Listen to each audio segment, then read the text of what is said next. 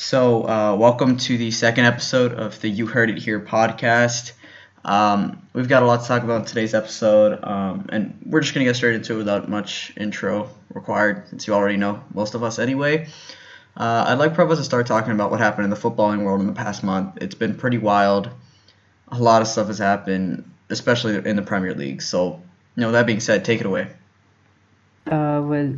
So obviously, big thing first is Pochettino being sacked and Mourinho being hired as the Spurs coach.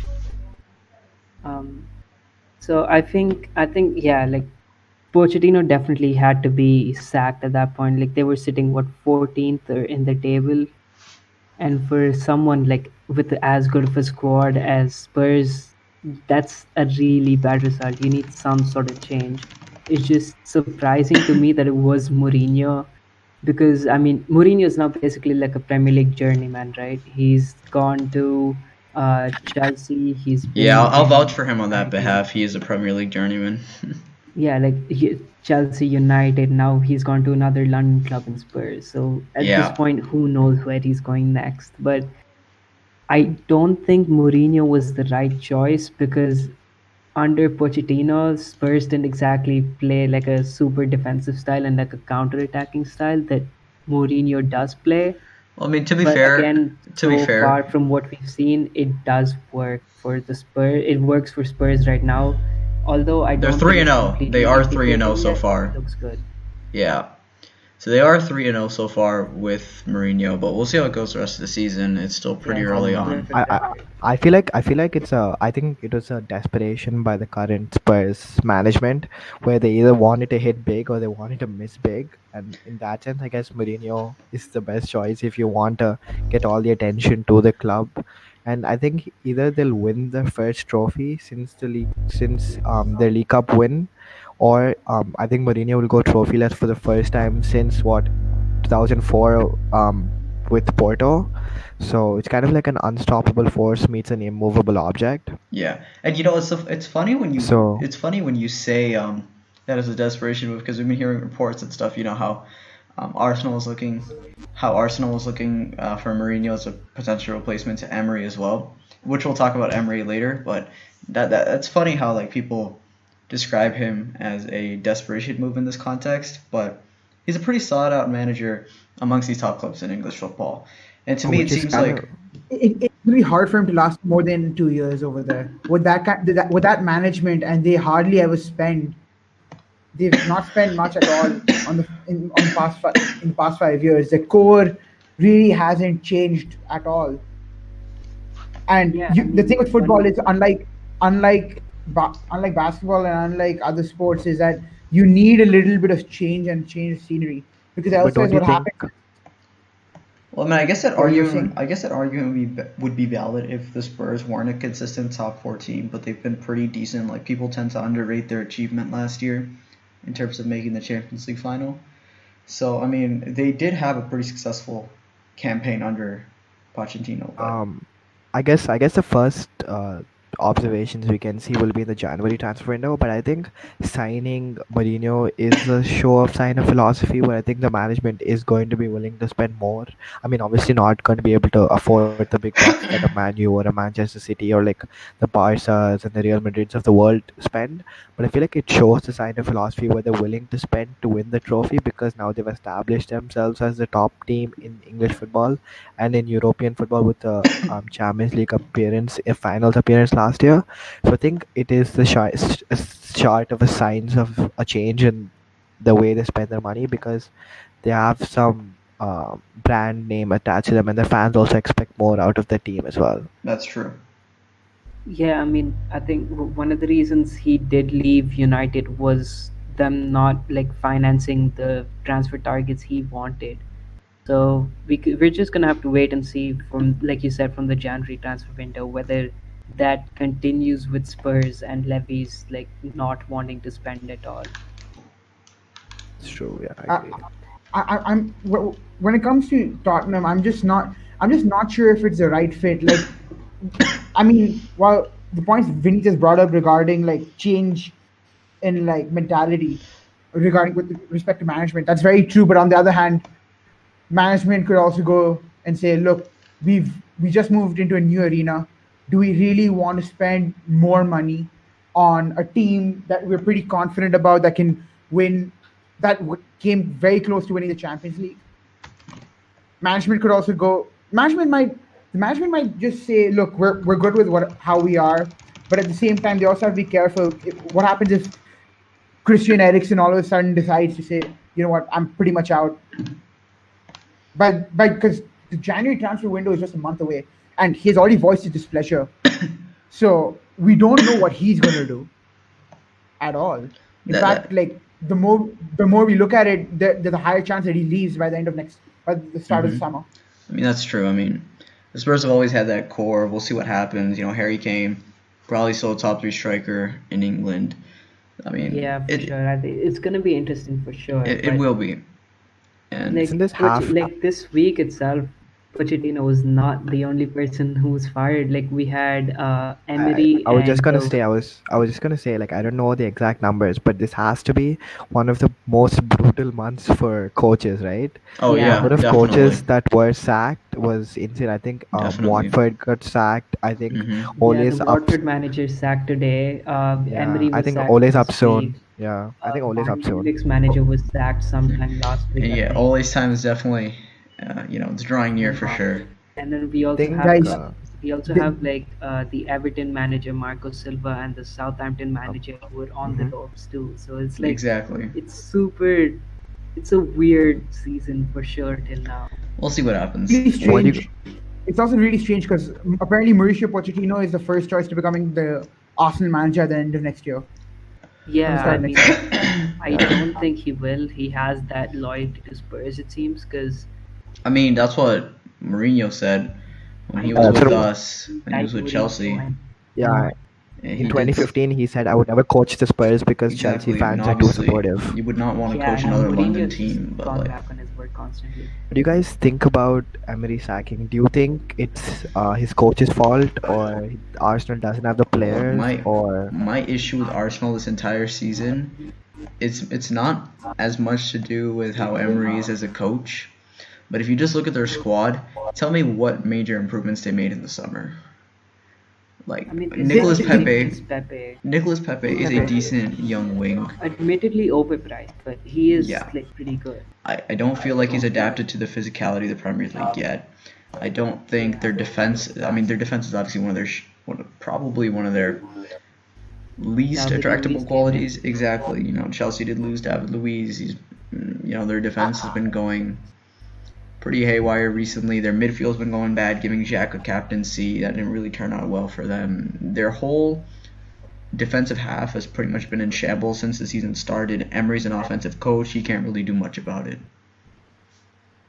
Yeah, I'm just whoever's this new manager coming in, they'll have to get rid of Messi Ozil at some point of time because you have him under lock for the next 2-3 years, paying him 350,000 quid It's a or crazy pounds. contract. It is definitely a crazy You, contract. and frequently when I look at the Arsenal lineups, he's not even starting. Like you have to somehow just get rid of that trade. Like the one trade that would be really like I've always thought just trade Ozil for Bale. If it's on the cards, that should be on the cards. Like you're I not going to mean, get the value, that's an but unlikely if you trade because Ozil would not really fit in the current Real Madrid squad. Their I midfield don't is think Ozil would start for Madrid. yeah, and he's not really the yeah. sort of player you want coming off your bench either. He's Yeah, not so really a maybe high going energy. from Spurs to Arsenal again, doubtful. Exactly. Sounds like a Luis Figo, a Zlatan, and stuff like that. There's no way. It doesn't really happen in the modern era that much. Yeah, it's just an idea to throw out there because Bale at this point of time is just told like Zidane that like, look, I don't care what's gonna happen. You're paying me. I don't care if I'm gonna show up for games. It's just like their relationship is so bad that even if they'll be fine getting rid of him for anybody. yeah. I mean, for sure, Bale Because needs to leave. It's just I don't think Arsenal or Spurs even maybe are the right choice for him. Like he was supposed.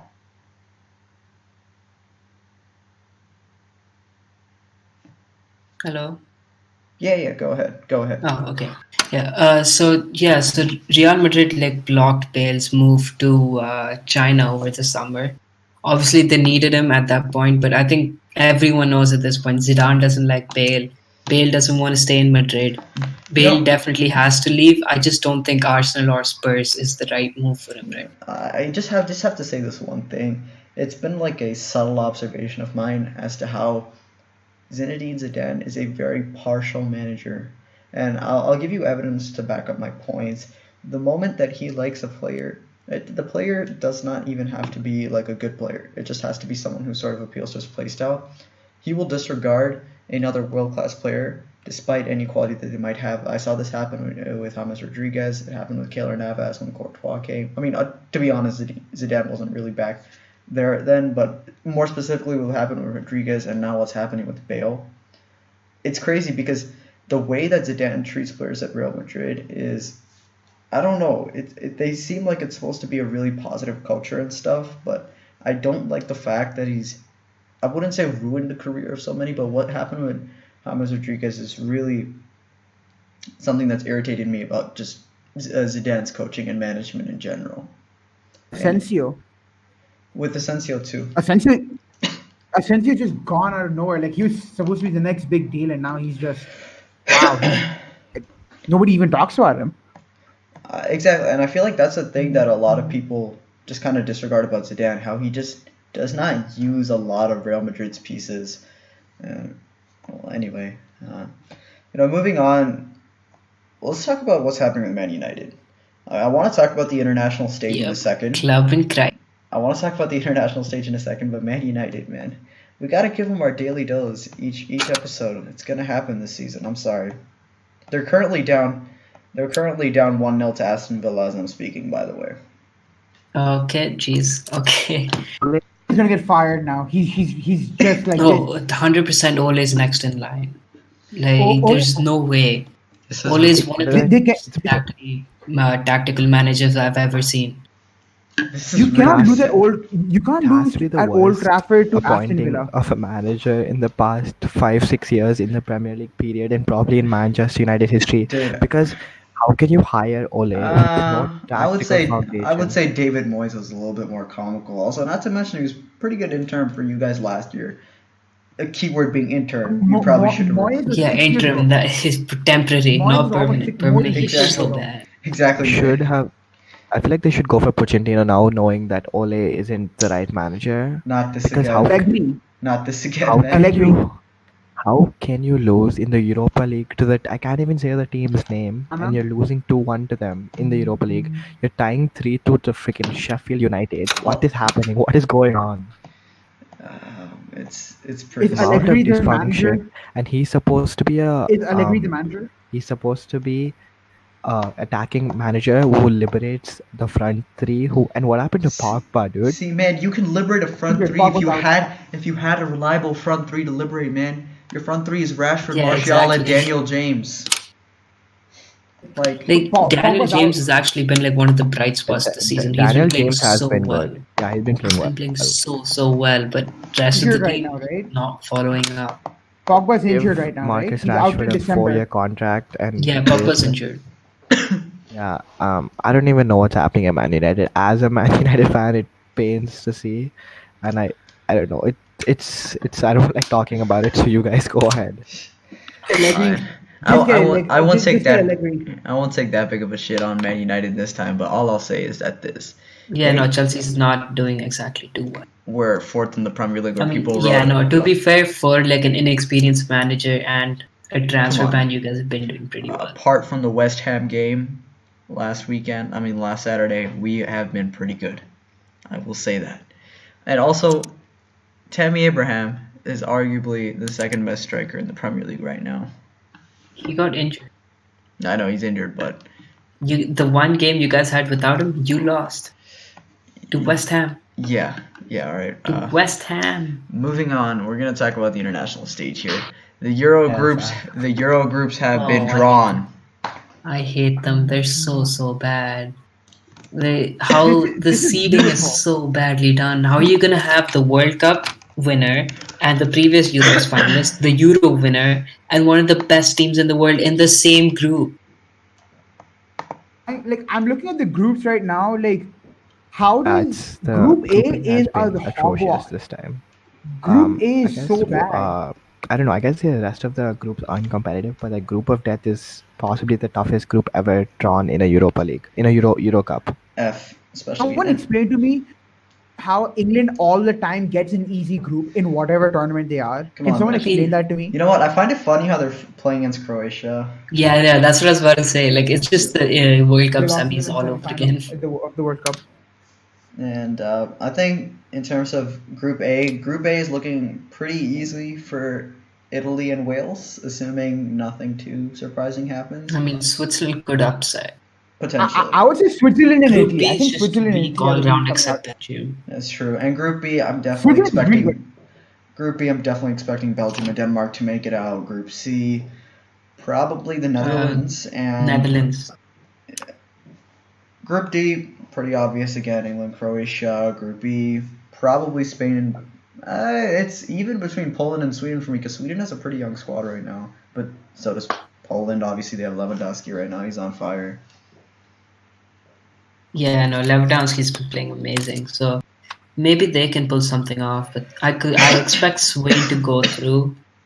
Yeah, and then of course, Group F is just completely unpredictable. I do not want to make any bold statements. I'll come and bite me on my ass like 6 months later. So. I honestly, it's very conflicting, but I feel like I don't want France to go through just so that Deschamps gets fired. Oh my god, dude, Deschamps. What a meme of a manager, man. Dude, he's so bad. His football is so boring. He doesn't utilize the players correctly. He hates a few players and they're so good but never utilizes them because why not? He's a great player in the prime. Was a great player in his prime though. Give him that. Yeah, no, he was a good player. He's a shit manager. We like when the France Football Association, when they had the chance to bring in what's his name? They tried bringing in Zidane multiple times. Yeah. When the France Football Association could have brought in Zidane when he was not managing Madrid, they kept with Deschamps. Why? Zidane is much better. This is eventually becoming the Joachim Low syndrome, where like you keep the manager for 12, 15 years, hoping that he's gonna keep the same system. But Low was actually good. Yeah, Low's been doing good. Yeah. Low's been doing well, but like they almost fired him after the World Cup because they were like, "What the hell, man? How do we not get past the group stages when we were expected to be one of the semi-finalists, like for sure, at the World Cup?" That's the thing, right? The Euros are always unpredictable. It's like I feel like they're slightly more predictable this year because we know that they're pretty much only like a few really powerhouse teams. Frankly, my prediction is that I see a Belgium-France final, but I could also see an England-France final. But we'll see what happens. I definitely think it's going to be between Belgium, England, Croatia, and actually Spain could be in there instead of Croatia either. So we'll see what happens. France final is something I want. I don't expect France to make it past quarters. Oh, that's bold. Oh, bro, I don't expect them to. We've been so weak. I'm surprised we even qualified. Like it's been such a bad qualifying campaign. I think I'm sleeping on the Netherlands too. Oh no, Netherlands are amazing. Yeah, I think I'm sleeping on them, especially with how they did in the Nations League. Yeah, they won the Nations League, I think. Yeah. Wait, no. Pretty sure it was Portugal.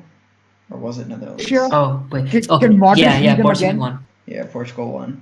But anyway, let's talk about towards the end of the year, December 1st, as of today, Ballon d'Or nominees are hot. I'll take a minute to read out all the names starting from the top. We have Van Dijk, Bernardo Silva, Son Heung-min, Lewandowski, Firmino, Alisson, De Ligt, Benzema, Wijnaldum, Aguero, De Jong, Loris, Tadic, Ronaldo, Mbappe, Alexander-Arnold, Donny van de Beek, Pierre-Emerick Aubameyang, Marc-Andre ter Stegen, Sadio Mane, Messi, Mahrez, De Bruyne, Koulibaly, Griezmann, Salah, Hazard, Marquinhos, Sterling, and lastly, João Felix. Interesting list. What are your thoughts? I think we can get the top three off the bat. Right? It's going to be Messi, Ronaldo, Van Dijk.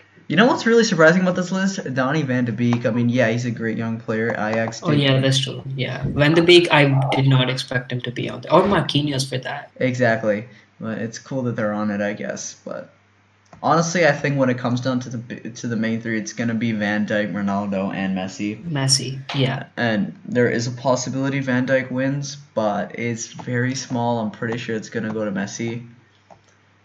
Like, For me, I think Ronaldo's basically guaranteed a third, unless It's been somehow four- journalists still like him. it's been 4 years since Messi last won the Ballon d'Or. I think he's gonna do it again this year. He's had a great campaign with Barcelona domestically.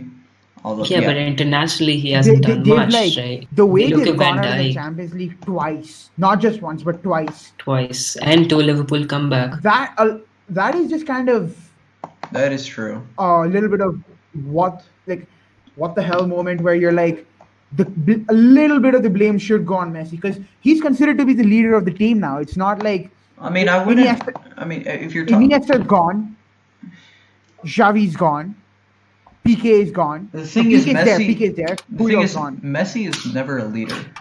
Messi was never a captain sort of guy. He seems like a quiet I guy. kind of want to draw this comparison to Sachin and cricket, where like both of them Sachin are was a bad captain. exactly both of them were arguably the greatest in each of their individual sports in the position that they played, and both of them weren't exactly good captains or leaders. Messi should have the freedom to be able to go on the pitch and do what he does the best, and leave aspects such as the rallying of the team, and just the whatever it is that the captain deals with, to a person more better suited for that role. And if Barca is having trouble finding a But veteran for that, I still think like I think Van Dijk is a solid shout he is. because he was finalist for Nations League. Ronaldo won that. Yes, he did win the Champions League.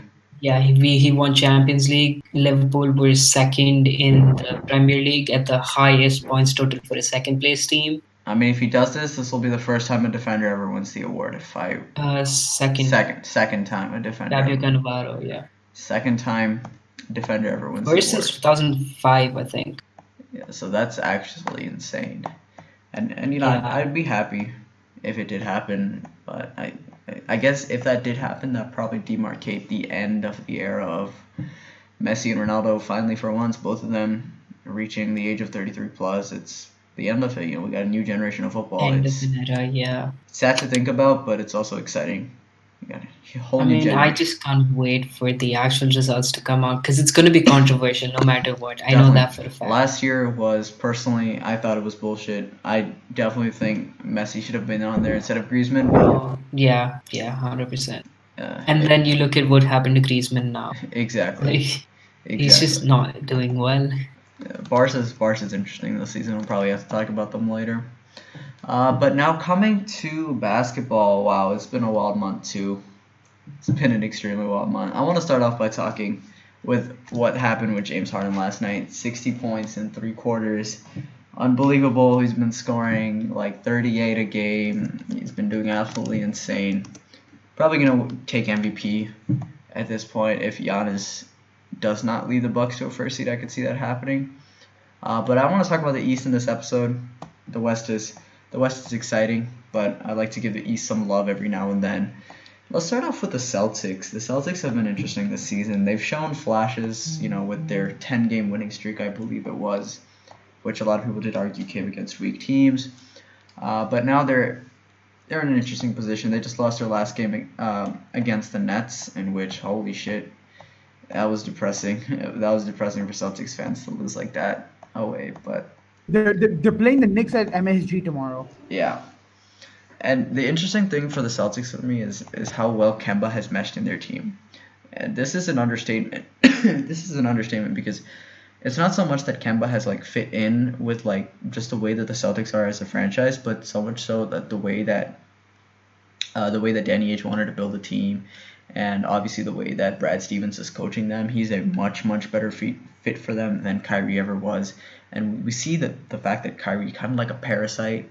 That's a disrespectful thing to say, but in terms of how he affects the team, we see it happened with the Celtics, and we can see how it's happening with the Nets now. So yeah, that's the interesting position of the Celtics. They're probably going to come out of the East with the third or fourth seed. A lot of other players have surprised in the East. Malcolm Brogdon's averaging 20 and 10. He's been having great. Markelle Fultz, finally back from his injuries. He's been playing great. Pascal Siakam playing at an All-NBA MVP level. It's astonishing. It really is. The Raptors have been, I mean, obviously, there will be a little bit of bias in what I'm saying, but the Raptors have been phenomenal this season. They really have.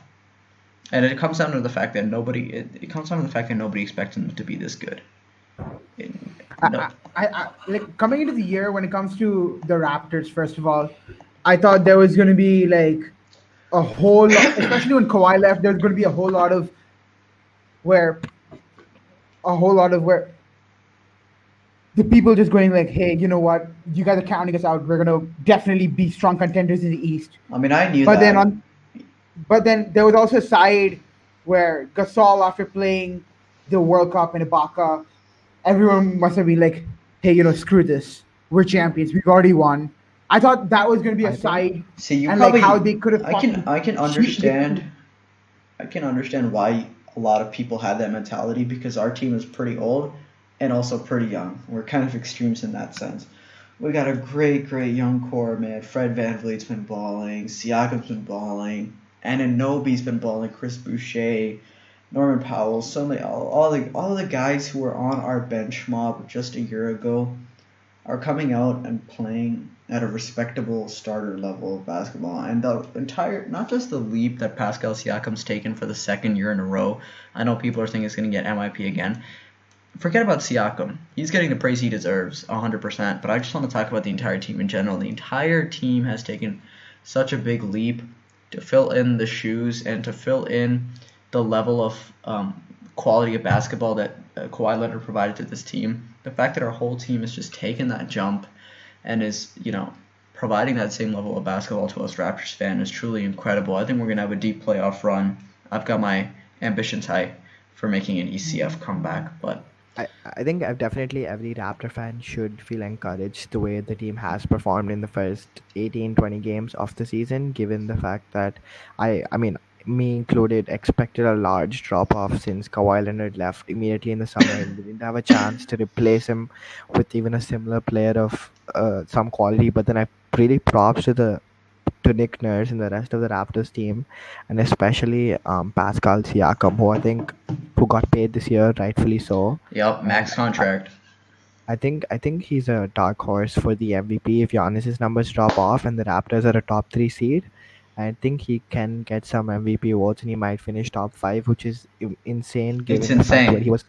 where he was 2 years ago. And I think the future is bright in Toronto if Siakam can continue this level of play for the rest of the season. But with that being said, um, I don't think they're going to come out of the East. I still think it's the 76ers, but I think they will definitely raise some eyebrows and surprise some of the casual NBA fans with how they perform the rest of the season. It's Um, funny because last year I thought the Eastern Conference was confusing.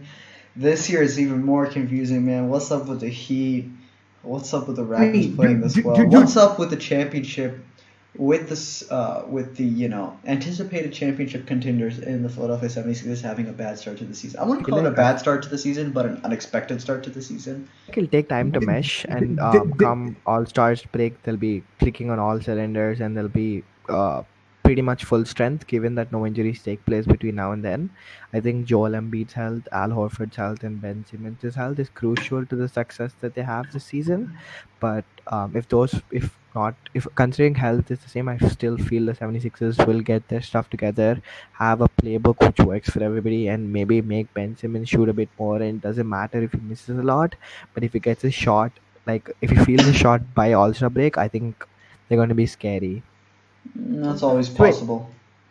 as a Sixers fan, this is like where I'm so angry at like the front office for the kind of moves they've made. But at the same time, it's the strangest yet weirdest team in the league. Yet I really want to watch them, and I'm pretty sure I everybody mean, wants to watch what them. moves are you unhappy about, like specifically?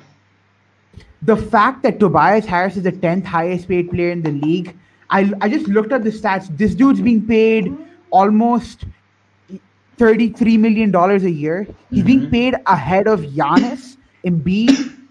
Who else? Al Horford. Look, Who? this at this point, I think in 2000, as we're entering a new decade in the NBA, I don't really think there exists as a such a thing as a bad contract for an all-star level player. You look at Kyle Yeah, Lowry on the I Raptors. don't think Tobias Harris is going to be an Mm, all-star this year. He hasn't been doing Well, yeah, producing as true. much He's not been as as productive as he people. was last year. But I feel like okay. that's because he hasn't been given the opportunities he was given with his season over at the Clippers last year, because he was considered the focal point in a lost season. So he could experiment with his game, get to play his natural game. But now that the fact that his team has expectations, he's expected to play in a certain way, and I don't think that's made for him. So I think that's a particularly bad contract, which they could have used to improve the 3-point shooting and possibly have Exactly. some better pieces than pay a very They expensive didn't. Yeah, contract they in didn't Tobias fill in. Harris. They didn't fill in the hole that JJ Redick left. They needed And to do that. not only I JJ have Redick. yeah, JJ Redick, and like they don't have much of a bench. Like the other thing I want to point out about the Sixers, sorry to cut you off, Anit, is the first thing is, like, I had a hypothetical trade for the Sixers where they trade Tobias Harris to Oklahoma City, and they get Danilo Gallinari, and you get some other couple of bench players, because Gallinari is a 1 year expiring deal. He is Why would OKC do that though? Yeah, why would they do OKC just that? probably goes like, hey, you know what? We want to rush this I don't think OKC would SGA do that. development. No, OKC is playing for I, 10 I years mean, if from now, or not 10 years, but like 5 years from now. So I don't I think even they 5 years take. is a stretch, my dude. I'm pretty sure within a year or two, by max the 2022 postseason, they're gonna be a playoff team again. I think so. When do the picks kick you, in? When do all the first round picks kick in? 2021 onwards, if I. this like Okay, next so year, I think okay, then maybe two. Yeah, they're getting sixth graders, dude. They're gonna I draft think that sixth graders. what? I think the advance. I think they're advancing basically what the Celtics did, which is give up the two All Stars there, except that the fact that these two were in their prime, coming off borderline an MVP season and an MVP season 2 years ago. But I think it's a strategy that could work for them, and maybe it's the way to go forward in the NBA. If you have a championship or a so-called championship team that isn't clicking, just trade away all the pieces for future first-round picks. And I think if this works, it might set a standard in the NBA. Possibly, yeah. We'll see what happens with this. We'll You see guys, what happens. what do you guys think about Luka Doncic's streaking hot Oh start my. to the NBA season? He's averaging 31 points a game, 9.9 rebounds a game, 9.6 assists a game, Luke. almost averaging a triple double in his second season in the NBA. Where at the end he tapered off his first season. I think he's done some incredible work in the offseason. Shout out to the Mavericks organization. Definitely. Rick Rick Definitely. Carlisle, Mark Cuban's always run a fantastic organization. I think, and it's showing.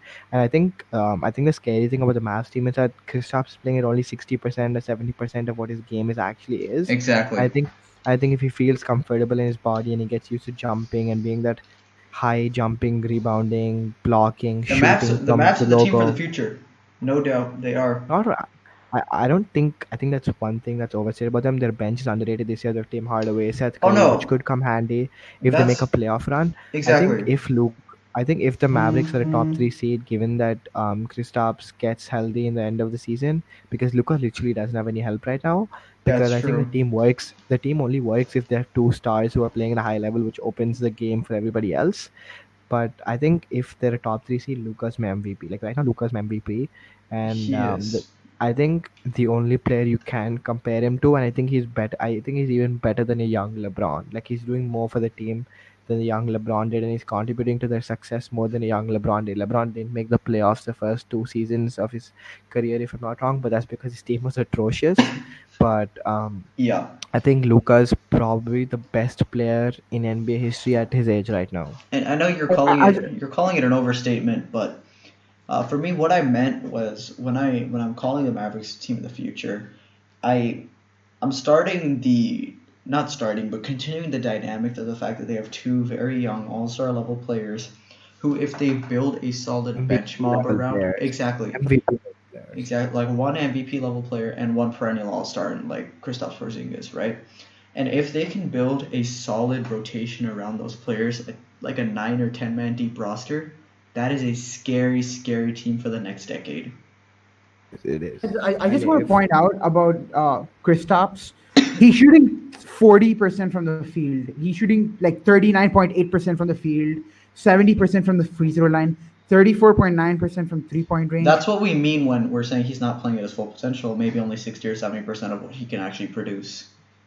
I think he He's still is averaging getting. however he's averaging career highs in rebounds and blocks. So I feel like he's he's defensively he's god, but offensively Carlisle hasn't used him well at all. Like I see him being more used on the block when he's actually more of a 7 foot jump shooter. Like he's more Dirk than like a Sean Bradley player because he's not big, he's not bulky. If you put him like on the perimeter, you can't guard that dude because he has guard skills and he has range and he has touch.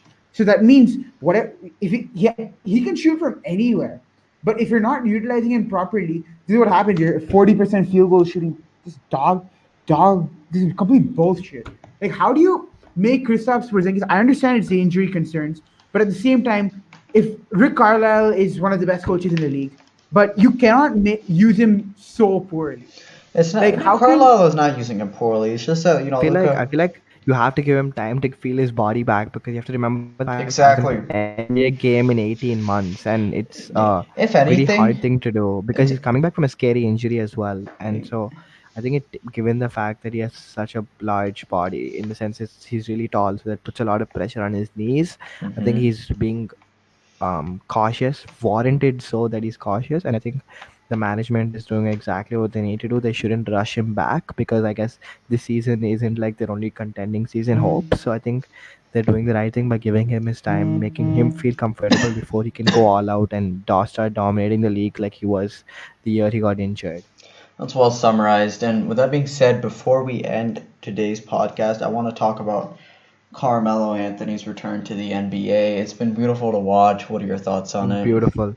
As an NBA fan who respects this previous generation, I think He's such a fun I'll, player to watch, dude. His jumper, just the way I'll he admit, plays. I was wrong. I thought he was done. I thought he was trash. I thought he didn't deserve to belong in the league. None of But that. I think he has put in the work and he's genuinely has that hunger back again. I think he lost the hunger towards the end of his contract in New York and at this time with OKC and at the Rockets because he wasn't given a fair chance, to be fair to him. And now that he's giving an opportunity to kind of be a focal part of the Exactly.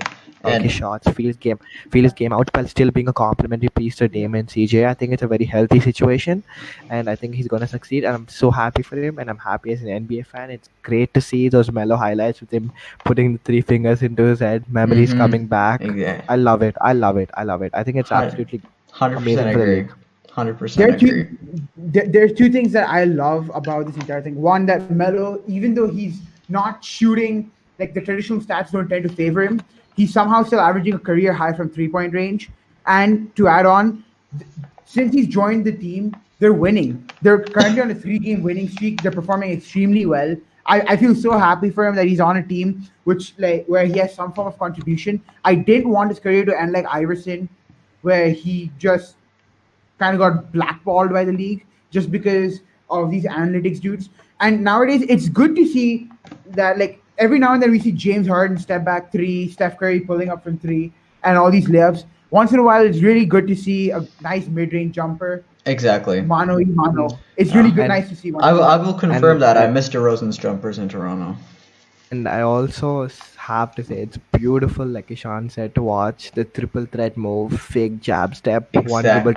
one dribble to the left, mid range pull up, swish. It's I such mean, 2000 it's and like tens basketball style, which I just such fucking. it's such a mastery of the one-on-one offensive basketball game that as a young NBA fan, it's beautiful to see, which we don't have in the league with all these young dudes just launching threes from the logo, which is an art in itself, but it's just beautiful to Yeah, it watch a is mid-range exactly. jumper. I know where you're coming from, and for me personally, Melo, What third best player from the '03 draft class.